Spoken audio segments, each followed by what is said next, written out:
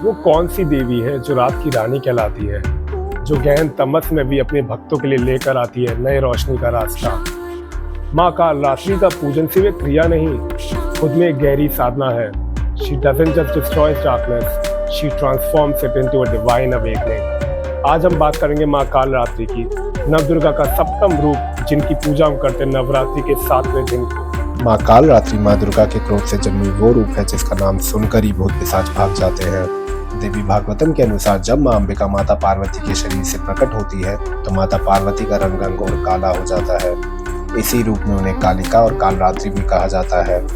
रक्त बीज और माँ काली के युद्ध की कहानी तो हम पहले भी सुन चुके हैं, बट आज हम बात करेंगे उस रूप की डीपर मीनिंग्स के बारे में, जो उन्हें सिर्फ भय की देवी नहीं बल्कि मुक्ति और ज्ञान की देवी भी बनाता है। दानव और दैत्यों के लिए माँ का रूप अति प्रचंड और भयंकर है, लेकिन वही अपने प्यारे भक्तों के लिए माँ रक्षा और पालन करने वाली माँ है। उनका शरीर गहरा काला है मानो अंधियारी रात, बिजली जैसी चमकते आंखें, बिखरे हुए केश और 3 नेत्र। माँ 2 हाथ अभय और वरदा मुद्रा को दर्शाते हैं और बाकी दोनों भुजाओं में माँ वज्र युद्ध और खटका धारण कर रहती है। माँ का वाहन है गधा, जो सेवा और निष्ठा का प्रतीक है। माँ कालरात्रि को शुभंकारी भी कहते हैं क्योंकि अमंगल में भी माँ शुभ का ज्ञान देती है। नवरात्रि के 7वें दिन हम माँ कालरात्रि का पूजन करते हैं क्योंकि यही वो दिन है जब योगी और शक्ति के साधक अपना ध्यान सहस्रारा चक्र पर केंद्रित करते हैं, जिसे हम क्राउन चक्र भी कहते हैं। कहा जाता है कि माँ कालरात्रि की पूजा से अष्ट सिद्धि और नवनिधि भी प्राप्त होती है। आज नवरात्रि के 7वें दिन हम उनका मंत्र जाप करते हुए माँ से ये प्रार्थना करते हैं कि माँ हमारे अंदर के अंधकार को जलाकर राख कर दे और हमारे चक्र में ज्ञान का कमल ऐसा खिले कि जहाँ से प्रकाश हो और माँ का आशीष भी हो।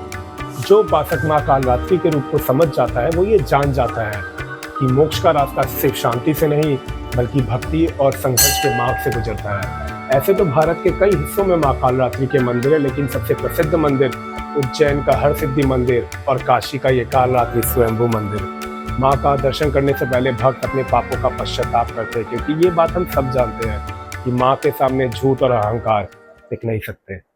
मैं महंत श्री नारायण तिवारी। ये कालरात्रि माता का मंदिर है।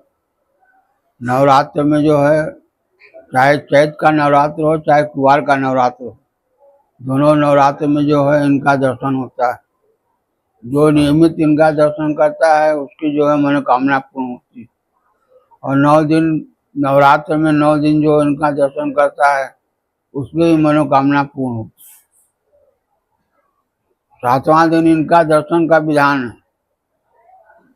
सप्तम कालरात्रि 7वें दिन यहाँ बहुत भीड़ होती है और लोग बहुत दूर दूर से लोग दर्शन करने आते हैं यहाँ, और सबकी मनोकामना पूर्ण होती है। माँ सबकी मनोकामना पूर्ण करती है। ओम जयंती मंगला काली भद्रकाली कपालिनी दुर्गा क्षमा शिवा धात्री स्वाहा सुधा नमस्ते। ओम नमः चंडिकाय नमः। अक्सर जिंदगी के कठिन समय और संघर्ष ही हमें मजबूत बनाते हैं, क्योंकि यही समय हमें जिंदगी का रियल वैल्यू और जिंदगी में आगे धैर्य और साहस से बढ़ना भी सिखाते हैं।